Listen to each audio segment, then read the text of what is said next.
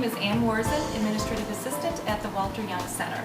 We're located next to the Campus Center parking lot entrance on Wright Street. There are 3 departments in the Walter Young Center: personal counseling, services for students with disabilities, and the chaplain's office. My role is to provide support to these 3 areas, manage the office, coordinate the services for students with disabilities. I'm looking forward to a great fall, and I hope you are too. Thanks. Hi, my name is Marty Bledsoe, and I'm the Director of Disability Services here at Carroll University. Disability Services is centered at the Walter Young Center, and where I'm sitting is the space where I talk to students confidentially about getting accommodations. Accommodations are provided to students here at Carroll, to students who have diagnosed disabilities, and we provide them under the Americans with Disabilities Act. The cost is free, it's completely confidential. The students who come here have to give us permission in order for us to tell other people about their disability. The way an OM or an RA would refer students over here is probably one of several categories. First, if you have a student who self-discloses to you that they have a disability but they haven't signed up for accommodations and wish to, you might want to send them to the Walter Young Center. They can call and make an appointment. Then we have literature that we give out to every freshman, so it's pretty well spread across campus, our name and our pins and our brochures and all of the things that what we call our swag out there. And so students who would do that, they can also walk over here and they can make an appointment. We're open from 8 until 4:30. And it's very easy to make an appointment. You can usually get in that day, if not that day, the next day. The other categories of students one is if you see an academically troubled student. If an OM or an RA comes across someone who's really struggling with their academics, please refer them over here, because I can have a conversation with them. We can talk about what's giving their problems and maybe work towards some solutions for that. Also, if you have a student who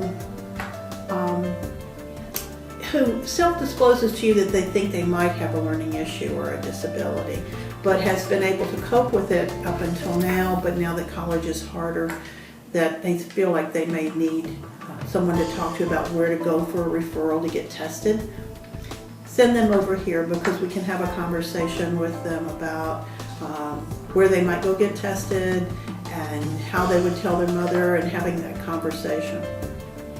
So those are the kinds of things that we do over here. Again, it's very confidential. All conversations are between myself and the student, and there's no charge for accommodations. So that's pretty much it, and thanks you guys for coming by today. If you have any questions, feel free to call me or email me.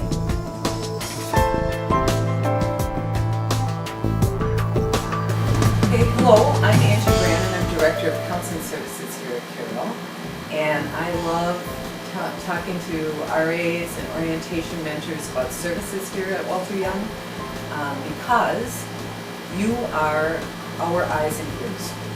We can't be out and about identifying students of concern. We rely a lot on faculty and staff and students to get people to where we need to be. 95% of the students we see come here on their own. They hear about us either through, on the website, or remember us through orientation, and they come here on their own. A small percentage are mandated through conduct, or they're referred by faculty, staff, and OMs or RAs. But we don't expect orientation mentors and resident assistants to be counselors. We don't want you to diagnose, but what we ask you to do is sort of look for behavior changes in the students that you interact with. So, take for example, you have happy student that you know, all of a sudden becomes crabby student, or becomes withdrawn, or stops coming to class, or irritable and snappy. Or maybe their friends might come to you and say, we think something's going on with this student. Those are all cues to you that you may want to have a conversation with this student. All of you should be getting these carabiners. On the carabiner, it talks about how to identify the troubled student. I think that's real handy to sort of review.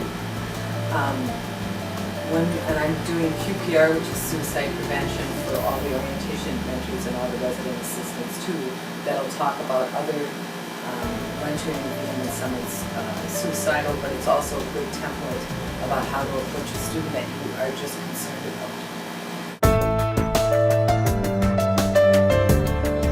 How you approach them.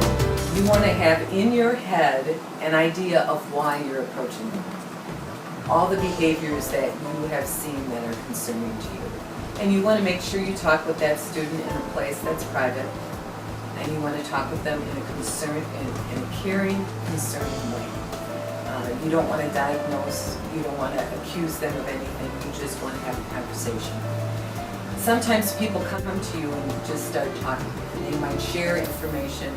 Sometimes people share a lot of information. In any conversation you have that the student is sharing that they've had past struggles, always remind them of the resources that are available on campus. And counseling is one of the resources that they can use. And public safety is our after-hours hub. And they will get that student, what public safety will usually do is then call the area director and call. And the area director and the public safety people will meet you and help you deal with that student. So students can walk over here and make an appointment, they can call, or they can email us at wyc@carolu.edu. It's really important for orientation mentors and RAs to realize you're not alone in dealing with a student's issue. Never feel that way. You are part of a team. You have supervisors that you can go to. If you're concerned about a student and want to talk with me or one of the other counselors here about how to approach that student, feel free, email me, call me.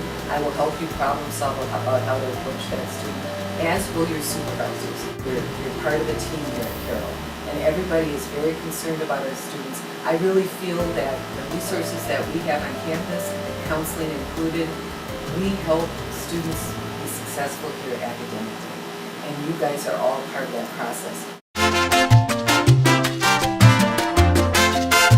Well, hello, I'm Bill Humphreys. I'm a Presbyterian minister and full-time the chaplain here at Carroll University. I'm happy to point to this cross on the Shattuck Auditorium wall as a symbol of our connections here to the Presbyterian Church. We've been connected that way for over 160 years now, and I'm delighted to be here as a Presbyterian minister serving on campus. I started here in September of 2000. I think my choice was a good one to come to Carroll, and I think yours was a good choice too. I hope that proves to be true in your times here. And I join lots of other faculty and staff in wishing you a wonderful Carroll University experience over this coming semester and several semesters, we hope. Let's take a little trip. So we just came down the street a little ways to the Humphrey Memorial Chapel and Art Center. We're going to go inside and take a look around the chapel. Which reminds me, did you know Mr. Rogers was a Presbyterian minister? Let's go inside.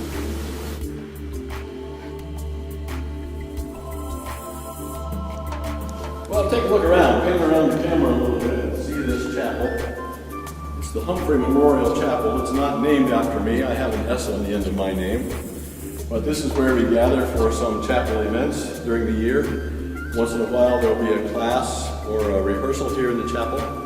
It's open most of the day, most days through the school year, and students are welcome to come in and hang out to study or to meditate or to come in, have some quiet time or have a conversation here in the chapel. Which reminds me of the opportunity to tell you about some of the programs I like to be involved in around here. I like to be involved in whatever's going on, like calling for bingo games and that sort of thing, but for chapel and chaplain-related projects that I'm enjoying, we have Bible study, usually once a week, sometimes in the evening and sometimes late in the evening, depending on what schedule works for interested students. So let me tell you a little bit about a couple of other things going on campus. One is that on Thursday nights at 8 o'clock, the InterVarsity Christian Fellowship Group gathers, sometimes here in the Humphrey Memorial Chapel and sometimes in the Stackner Ballroom of the Campus Center. Everybody is welcome to attend that event. It's usually an hour of worship with a prayer and praise model, usually with a speaker, and then music and prayer times, meditation times, followed by another hour of social gathering time on Thursday nights. Another student group on campus to which everybody is welcome is Fellowship of Christian Athletes.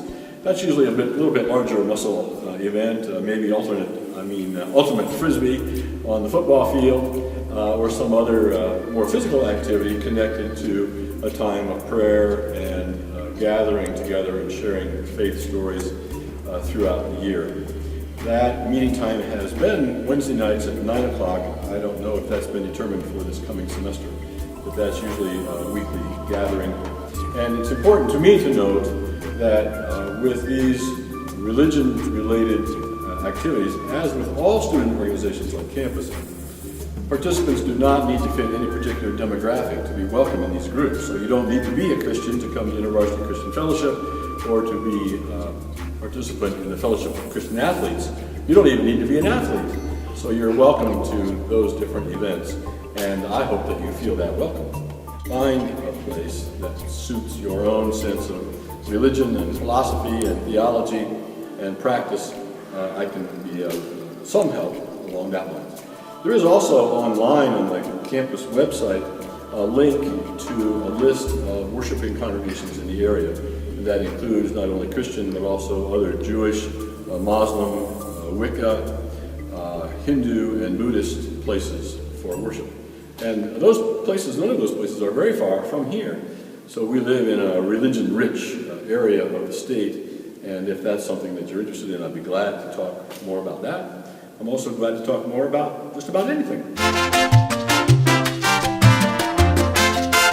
From the Presbyterian seal, Presbyterian Church USA, you'll notice maybe the seal, if you can see it from where you are, has lots of different symbols in it. The basic one is the shape of the cross, but at the very top you might be able to see there's a dove there at the top, and in the middle of the dove, very intentionally, there's a fish. Can you see the fish there in the middle of the dove? Then you have the dove, and then the cross is shaped by a pulpit with an open book on the top of the pulpit, and in the middle of the design is the suggestion of a cup. It's a little bit more angled here, but the suggestion of a cup that could be the cup of communion, the Last Supper of Jesus. That also can be a bowl for holding water for the sacrament of baptism. And you can even imagine a font there, a baptism font with the cup on top of it. And then toward the bottom you see the side angles there shaped like flames, the flames of Pentecost, 50 days after Easter. And then also suggested there with the lines on the flame, you have a sort of a straight line suggested on those sides. Those two angled lines with the bottom of the design suggest a triangle representative of what for Presbyterians is Trinitarian faith. Trinitarian, as God as traditionally Father, Son, and Holy Spirit. I like to think of God as Creator, Redeemer, and Sustainer, the three parts of the way we know God traditionally. So that's a quick run through this design of the Presbyterian logo. Take a look at it as you pass by and see if you can see anything else in the logo. Down the corner from the logo is this south-facing side of the Shattuck building, facing the main quad here on the campus. You can see the protrusion here of the wall and the stained glass window upstairs and the cross on the outside of the building. That's an important symbol for a lot of people connected to Carroll College and now Carroll University, that we're a church-related Christian institution, which I think opens lots of doors rather than closing them, as a lot of people think maybe happens. And you can see here the design of the stained glass window. We're going to go inside and take a look at this meditation chapel that's up on the second floor behind, in the hallway behind the balcony of the Shattuck Auditorium. Let's go inside. Well, and here we are now inside Shattuck Auditorium building on the second floor. Behind the balcony is a hallway connected to this meditation chapel. You can get a sense of how small it is. Here's the stained glass window that we saw from the outside. It has the sun behind it now, so the different colors are a little bit more obvious from the inside. The Bible here gets some attention. Students come here and participate, sometimes in small groups and sometimes just by themselves, and have access to the Bible on the stand. Sometimes the candles are lit here, and very often students will write prayers or good wishes or something that's heavy on their hearts and leave that in any of these several notebooks along the way as a way of sort of recording something of their concerns for themselves or for others. Sometimes, as this one is, they are addressed to God. Sometimes they are self-reflections. Sometimes they are notes to each other. Sometimes they are prayers of confession. Sometimes they are prayers of thanksgiving. Sometimes they are reflections on the day. And you're welcome to come up here. Again, the chapel is open whenever the building is open, which is most hours of the day. You're welcome to be in here and to make good use of this meditation space.